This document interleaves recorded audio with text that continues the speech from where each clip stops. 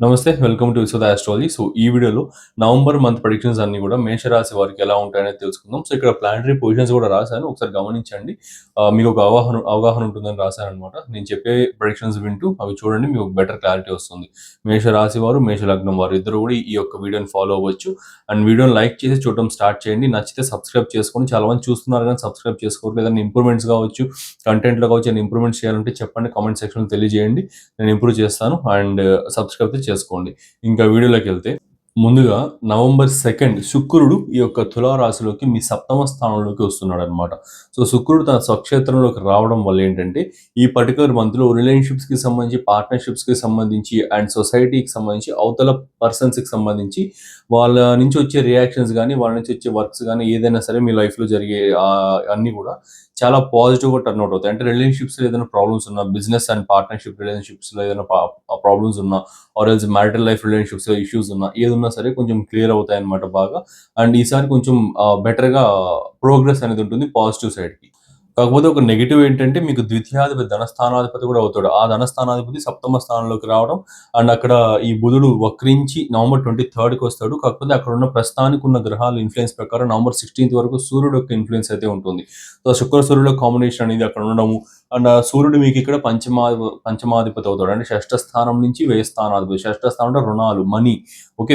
Money rotations, అప్పులు ఇవ్వడాలు, అప్పు తీసుకొని ఇవన్నీ కూడా మీకు అప్పులు ఇవ్వడాలు 12,000 ఇన్వెస్ట్మెంట్స్‌కి వస్తుంది. వడ్డీ రకంగా ఇస్తే మీకు 12,000 వస్తుంది. జనరల్‌గా 6,000 అనేది రుణాలకు సంబంధించిన స్థానం అనమాట. సో, 6,000కి వ్యయ స్థానం అవుతుంది. 6థ్ నుంచి 12థ్ అవుట్ అవుతున్నాడు సూర్యుడు. ఓకే. ఆ యొక్క షష్ఠ రుణాల స్థానం నుంచి లాసెస్ స్థానం అవుతున్నాడు. సో, ఆ స్థానాధిపతితో పాటు ఇక్కడ శుక్రుడు సప్తమ, ద్వితీయాధిపతి కలవడం వల్ల ఏంటంటే మీకు ఇక్కడ పాస్ట్ మనీ అనేది స్టక్ అయిపోవడం కావచ్చు, ఇట్లాంటివన్నీ కూడా ఉంటుందన్నమాట. అంటే ఆల్రెడీ ఎవరికైనా డబ్బులు ఇచ్చి ఉండి వాళ్ళు ఇస్తాం ఇస్తాం అని చెప్తా ఉండి ఇప్పటికి ఏమైనా డెడ్ లైన్స్ ఉంటే అవి కూడా స్కిప్ అయిపోవడానికి, అవి కూడా మళ్ళీ దాటేసేయడానికి కానీ అలా ఆ యొక్క మనీ అనేది లాక్ అయిపోయే సిచ్యువేషన్స్ అనేది కూడా ఎక్కువగా ఉన్నాయన్నమాట. మనీ పరంగా కాస్త నెగిటివ్ ట్రాన్సిటే కానీ రిలేషన్షిప్స్ పరంగా కావచ్చు, ఎమోషన్స్ పరంగా కావచ్చు చాలా పాజిటివ్ ట్రాన్సిట్ అనమాట. నెక్స్ట్ ఈ యొక్క బుధుడు వక్రించున్నాడు. వక్రించి ఇక్కడ నవంబర్ 23 ఎంటర్ అవుతాడు. కాకపోతే అప్పటి వరకు నవంబర్ 23 వరకు కూడా ఇక్కడ వృశ్చిక రాశిలోనే ఉంటాడు. వృశ్చిక రాశిలో వక్రీకరణ ఎప్పుడు స్టార్ట్ అవుతాడని చూసుకుంటే ఎగ్జాక్ట్లీ నవంబర్ 10న వక్రించడం స్టార్ట్ అవుతాడు. ఈ బుధుడు వాక్కు కారకుడైన బుధుడు మీ లగ్నానికి తృతీయ షష్ఠాధిపతి అయిన బుధుడు, తృతీయ స్థానం కూడా మీకు ఒక టైప్ ఆఫ్ కమ్యూనికేషన్ స్థానమే అనమాట. ఒక ఎమోషనల్ అండ్ ఎక్స్‌ప్రెషనల్ వే ఆఫ్ స్పీకింగ్‌కి సంబంధించి. లాట్ ఆఫ్ టైమ్స్ చాలా టైమ్స్ చెప్పాను మన వీడియోస్‌లో నేను తృతీయ స్థానానికి సంబంధించి. అండ్ కాకపోతే ఒక 10 సెకండ్స్ మీకు బ్రీఫింగ్ ఏంటంటే తృతీయ స్థానం అనేది మీకు ఎక్స్‌ప్రెషనల్ వే ఆఫ్ స్పీకింగ్. మీ ఎమోషన్స్ ఏదైనా సరే అటాచ్ చేసి మాట్లాడడం తృతీయ స్థానం. నార్మల్‌గా మాట్లాడడం ద్వితీయ స్థానం. ఇప్పుడు మాట్లాడుతున్నది ద్వితీయ స్థానం. నా సెకండ్ హౌస్ యాక్టివేట్ అయింది కాబట్టి, నా ద్వితీయం యాక్టివేట్ అయింది కాబట్టి మాట్లాడుతున్నా, నార్మల్‌గా మాట్లాడుతున్నా. నేను అదే ఏదైనా ఒక ఎమోషన్‌తో, నేను కోపంగా, బాధతో, సంతోషంతో ఏదో ఒకటి ఒక ఎమోషన్‌ని అటాచ్ చేసుకొని మాట్లాడితే నా థర్డ్ హౌస్ తృతీయ స్థానం యాక్టివేట్ అవుతుంది. Okay. Expressional way of speaking. నా యొక్క ఎమోషన్ ఎక్స్‌ప్రెస్ చేస్తూ నేను చెప్పాలనుకున్నది చెప్పేది థర్డ్ హౌస్. జనరల్‌గా చెప్పేది సెకండ్ హౌస్. సో, ఇదనమాట. సో, ఇక్కడ థర్డ్ హౌస్ లార్డైన బుధుడు ప్లస్ వాక్కు కారక గ్రహం కూడా కదా. సో, వాక్కు కారకుడు బుధుడు. సో, కారక గ్రహమైన బుధుడు వక్రించి ఈ యొక్క అష్టమ స్థానంలో ఉండడం వల్ల ఏంటంటే ఈ యొక్క కమ్యూనికేషన్‌కి సంబంధించి కొన్ని సెట్ బ్యాక్స్ ఉంటాయి. కాస్త ఇష్యూస్ అయితే ఉంటాయి. అండ్ మీకు ఎట్లా చెప్పాలంటే ఒక టైప్ ఆఫ్ కరెక్ట్‌గా మాట్లాడలేకపోవడం కావచ్చు, మాట్లాడింది మాట్లాడాల్సిన సిట్యుయేషన్స్ రావడం కావచ్చు, ఓకే. సరైన జవాబు ఇవ్వలేకపోవడం కావచ్చు. ఇలాంటివన్నీ కూడా కొంచెం ఫేస్ చేయాల్సి ఉంటుందన్నమాట. రీసెర్చ్‌కి సంబంధించి కొంచెం పాజిటివ్ వర్క్ ఉంది. కాకపోతే హార్డ్ వర్క్ ఉందన్నమాట. ఓకే. ఏదైనా రీసెర్చ్ ఫీల్డ్స్‌లో ఉన్న వారికి గాని, రీసెర్చ్ చేయాలనుకుంటున్న వారికి గాని వాళ్ళకి చాలా పాజిటివ్‌గా ఉంది. కాకపోతే ఓవర్‌లోడ్ ఆఫ్ వర్క్ కూడా జరుగుతుంది. అండ్ బట్ ఫైనల్‌గా మీరు ఏదైతే ఆ రీసెర్చ్ కోసం చేస్తున్నారో ఆ యొక్క వర్క్‌ని అదైతే సక్సెస్‌ఫుల్లీ కంప్లీట్ అవుతుంది. అండ్ ఇంకొకటి ఏంటంటే హెల్త్ పరంగా చాలా జాగ్రత్తగా ఉండాల్సి ఉంటుంది. షష్ఠాధిపతి రోగ స్థానాధిపతి కాబట్టి హెల్త్ పరంగా జాగ్రత్తగా ఉండాలి. లేదంటే అష్టమ స్థానం అండ్ స్కార్పియో వృశ్చిక రాశి కుజుడు యొక్క రాశి అవుతుంది. సో, అక్కడున్న నక్షత్ర రాశి ఇన్‌ఫ్లుయెన్స్ కావచ్చు, అక్కడున్న ఆ యొక్క జలతత్వ రాశి అది వృశ్చిక రాశి. సో, ఆ యొక్క రాశి ఇన్‌ఫ్లుయెన్స్ కావచ్చు. అక్కడ వక్రించిన బుధుడు ఉండడం వల్ల మేజర్‌గా జెనిటల్స్‌కి సంబంధించి గానీ, రిప్రొడక్టివ్ ఆర్గాన్స్‌కి సంబంధించి కావచ్చు, పీసీఓడీస్ ఇష్యూస్ కావచ్చు, యుటెరస్‌కి సంబంధించిన ప్రాబ్లమ్స్ గానీ, ఇంకా anus and white discharge, so, ఇలాంటి వాటికి సంబంధించిన ఇష్యూస్ అనేవి ఎక్కువగా ఉంటాయి. అండ్ ఈ టైమ్ పీరియడ్‌లో ఎస్టీడీస్ కూడా సెక్సువల్లీ ట్రాన్స్‌మిటెడ్ డిసీజెస్‌కి సంబంధించి కూడా కాస్త అవకాశాలు ఎక్కువగానే ఉంటాయి. కేర్‌ఫుల్‌గా ఉండండి. అండ్ చాలా హైజీన్ అండ్ చాలా జాగ్రత్తలు మెయింటైన్ చేయాల్సి ఉంటుందన్నమాట. సో, కాన్‌స్టిపేషన్‌ని యాక్టివేట్ చేసే ఫుడ్స్ కావచ్చు, ఇలాంటివి ఏవి కూడా తీసుకోకండి. హార్డ్ ఫుడ్స్ ఏవి తీసుకోకండి. కాస్త సాత్విక ఆహారం తినండి.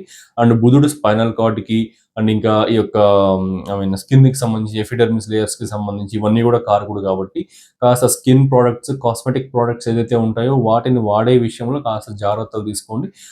ఐ మీన్ న్యూ ప్రొడక్ట్స్ ఏదైనా వాడుతా ఉంటే కాస్త నిదానించండి. ఈ వృశ్చిక రాశి నుంచి పక్కకొచ్చేసేయనివ్వండి. నవంబర్ 23న వస్తాడనమాట. ఓకే. ఇక్కడ రాసిన డేట్ 23న వస్తాడు. సో, అప్పటిదాకా వెయిట్ చేయండి. సో, ఏదైనా స్కిన్ సర్జరీస్ కావచ్చు, న్యూ ప్రొడక్ట్స్ వాడడం ఇలాంటివన్నీ కూడా కాస్త హోల్డ్ చేయండనమాట. మేజర్ రెట్రోగ్రేడ్ అయ్యే ప్లానెట్ నెక్స్ట్ గురుడు. గురుడు ఇక్కడ వక్రీకరణ స్టార్ట్ అవ్వడం నవంబర్ 11న స్టార్ట్ అవుతాడు. అది గమనించండి. నవంబర్ 11th వరకు డైరెక్ట్‌గా ఉండి నవంబర్ 11th నుంచి వక్రించడం స్టార్ట్ అవుతాడు. సో, అక్కడ అవడం వల్ల 4th హౌస్‌లో ఉన్నాడు. 4th హౌస్ అంటే ఏంటి? I mean house of home, properties and ఇంకా మదర్ హెల్త్, ఎమోషనల్ బ్యాలెన్స్, మన emotional well being, house atmosphere, sacred atmospheres ఇవన్నీ కూడా చతుర్థ స్థానం వస్తుంది. సో, ఇక్కడ ఇలా ఉండడం వల్ల హోమ్ అట్మాస్ఫియర్ అయితే ఖచ్చితంగా చాలా బెటర్‌మెంట్ ఉంటుందన్నమాట. ఓకే. ఇంట్లో గొడవలు ఏదన్నా ఉంటే ఈ వక్రించడం స్టార్ట్ అయిన తర్వాత మళ్ళీ ముందులాగా కలిసి ఉండే దానికి సిట్యుయేషన్స్ ఎక్కువ క్రియేట్ అవుతాయి. ఓకే. లైక్ ఏదన్నా గొడవలు స్టార్ట్ అయ్యుండి గొడవలు పడతా ఉండి ఒకరికొకరు పట్టుకోకుండా కొంచెం మాట్లాడుకోకుండా అట్లా మూతి ముడుచుకోవడాలు ఇలాంటివి ఉన్నాయంటే మీకు ఆ యొక్క నవంబర్ 11th తర్వాత రెట్రోగ్రేడ్ అంటే ఏంటి మళ్ళీ జరిగింది చేయడం. సో, ముందు బానే ఉన్నారు గదా! సో, అది తీసుకొచ్చి ఇక్కడ పెడతాడనమాట. సో, అంటే మళ్ళీ ఇంట్లో వాళ్ళతో ఏదైనా ప్రాబ్లమ్స్ అయ్యుండి గొడవలు పడుంటే వాళ్ళు మళ్ళీ కలుసుకోవడం, మళ్ళీ మాట్లాడుకోవడం, మళ్ళీ ముందులా కలిసి రావడం ఇలాంటివన్నీ కూడా జరుగుతాయి. అండ్ ఇక్కడ ఆ వక్రించడం నెగెటివ్ సైడ్ కూడా ఒకటుంటుంది. ప్రాపర్టీస్ అగ్రీమెంట్స్ ఉంటాయి చూడండి. అగ్రీమెంట్స్ విషయంలో కొంచెం కేర్‌ఫుల్‌గా ఉండాల్సి ఉంటుంది. ఎందుకంటే అగ్రీమెంట్స్‌కి, పెన్ వర్క్‌కి, పేపర్ వర్క్‌కి అన్నిటికి కారకుడు బుధుడు. బుధుడు వక్రించేశాడు. అష్టమ స్థానానికెళ్ళిపోయాడు. మళ్ళీ తులారాశికే వస్తాడు. సో, అవన్నీ కూడా వక్రించే ఉంటాడు. చాలా రోజుల వరకు వక్రించే ఉంటాడనమాట. సో, నవంబర్ 23 పైన కూడా వక్రించే ఉంటాడు. సో, అలా ఉండడం వల్ల ఏంటంటే ఇక్కడ అగ్రీమెంట్స్‌కి సంబంధించి హౌస్ ప్రాపర్టీ సెల్లింగ్, బయింగ్ వీటికి సంబంధించి నెగెటివ్‌గా ఉంది గానీ house atmosphere okay. Home environment అనేది బెటర్‌మెంట్ అవ్వడానికి చాలా చాలా పాజిటివ్ టైమ్ పీరియడ్ అనమాట ఇది. నెక్స్ట్ ఇంకా sun transition in 8th house. సూర్యుడు యొక్క గోచారం అష్టమ స్థానంలోకి ఇక్కడ నవంబర్ 16న జరుగుతుంది. వృశ్చిక రాశిలోకి సూర్యుడు యొక్క గోచారం. పంచమాధిపతి అయిన సూర్యుడు నీచ స్థానంలో నుంచి నవంబర్ 16న నార్మల్ ఈ యొక్క మిత్రక్షేత్రమైన వృశ్చిక రాశిలోకి జలతత్వ రాశిలోకి వెళ్తున్నాడు. అగ్నితత్వ గ్రహమైన సూర్యుడు. సో, ఇలా వెళ్ళడం వల్ల ఏంటంటే పంచమాధిపతి, సంతాన స్థానాధిపతి అండ్ ఇంటెలిజెన్స్ కారకుడైన సూర్యుడు అక్కడికి వెళ్ళడం వల్ల పిల్లల హెల్త్ అనేది కొంచెం డిస్టర్బ్ అవుతుంది. మీ యొక్క కిడ్స్ యొక్క హెల్త్ అనేది డిస్టర్బ్ అవుతుంది. కొంచెం వారి హెల్త్ పరంగా కొంచెం జాగ్రత్తలు తీసుకోండి. అండ్ అదే టైం పీరియడ్‌లో పార్ట్నర్‌షిప్స్‌లో ఉన్న వాళ్ళలో మనీకి సంబంధించిన ప్రాబ్లమ్స్ కొంచెం ఆర్గ్యుమెంట్స్ అనేవి జరుగుతాయన్నమాట. ఓకే. ఆ ఇన్వెస్ట్‌మెంట్‌లో కావచ్చు, ఆ యొక్క మనీ గెయిన్‌లో కావచ్చు, చిన్న ఆర్గ్యుమెంట్స్ పెద్ద పెద్ద గొడవలు కాదు. చిన్న చిన్న ఆర్గ్యుమెంట్స్, చిన్న గొడవలైతే జరుగుతాయి. సో, ఎందువల్ల జరుగుతాయి అంటే సప్తమ స్థానం నుంచి సూర్యుడు లాభస్థానాధిపతి. అండ్ అట్లనే ఇంకో పాయింట్ కూడా పార్ట్నర్ యొక్క సోషల్ సర్కిల్‌లో ఉన్న పర్సన్స్ ద్వారా గూడా మీకు గొడవలు రావడం గానీ, చిచ్చులు పెట్టడం గానీ ఇలాంటివి గూడా జరుగుతాయి. కాస్త గాసిప్స్ ఏవి గూడా వినకుండా అండ్ మీరు ఒకవేళ అవతల వారికి పార్ట్నర్ అయిన అయ్యుండి మీది మేషరాశి అట్లా ఇట్లా అయ్యుండి మేష లగ్నం అయ్యున్నా మీరు గూడా మీ యొక్క సోషల్ సర్కిల్‌లో ఉన్న పీపుల్ యొక్క మాటలు వినేసి మీ యొక్క పార్ట్నర్‌ని నిందించడం గానీ, అనుమానించడం గానీ, గాసిప్స్ స్ప్రెడ్ చేయడం గానీ ఇలాంటివి ఏది గూడా చేయకండి.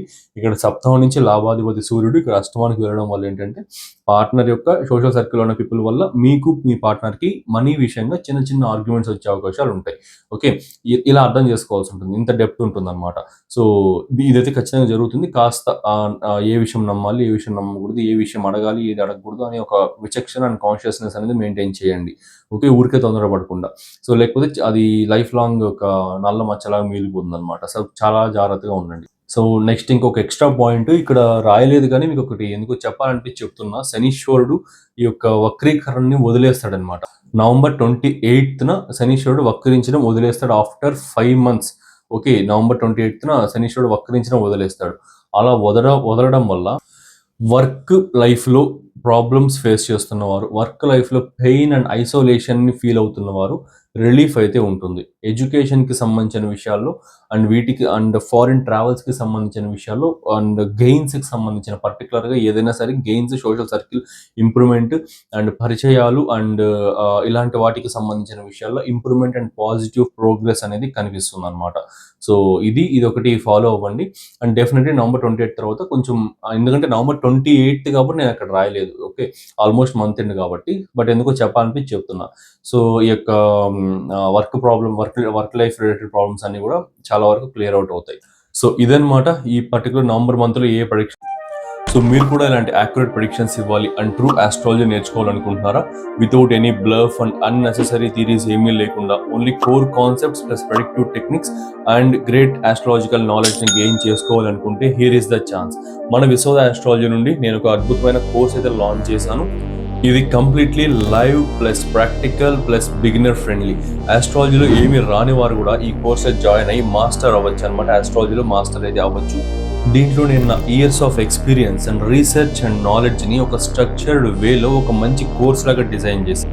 ఇది ఒక integrated and fast track course with 1.5 months duration and 22 to 24 live sessions with weekend classes అనమాట. మొత్తం కోర్స్ అంతా కూడా తెలుగు ప్లస్ ఇంగ్లీష్ రెండింటిలోనూ అవైలబుల్లో ఉంటుంది.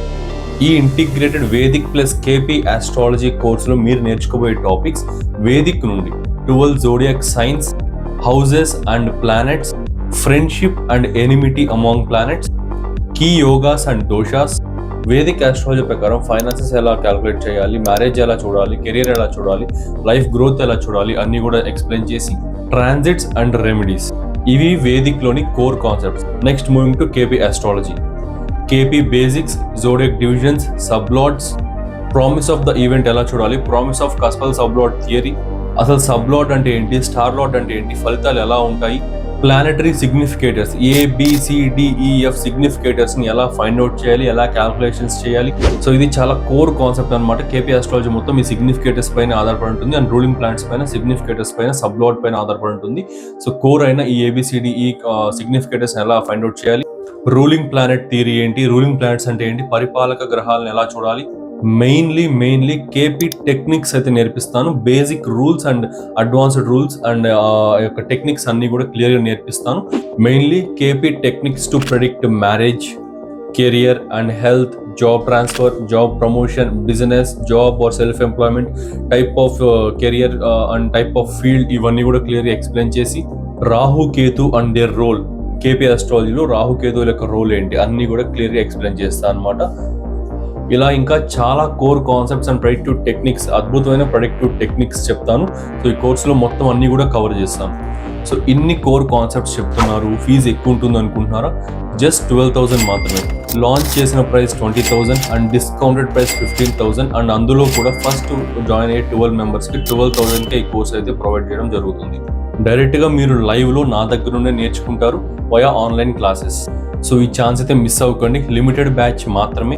జాయిన్ అవ్వాలి అనుకుంటే కింద స్క్రీన్ పైన డిస్ప్లే అవుతున్న వాట్సాప్ నెంబర్కి మెసేజ్ చేయండి ఆర్ కాల్ చేయండి. See you in live sessions.